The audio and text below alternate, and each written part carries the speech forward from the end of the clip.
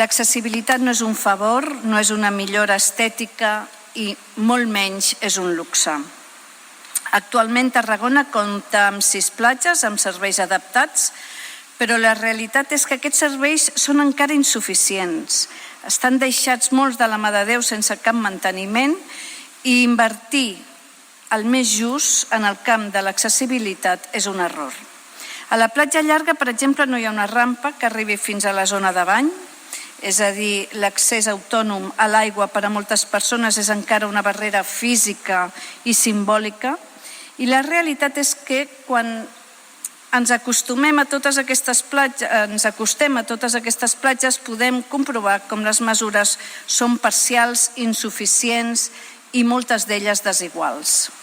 Des d'Esquerra, com no ens cansem de repetir, creiem que una Tarragona inclusiva i accessible no pot esperar més.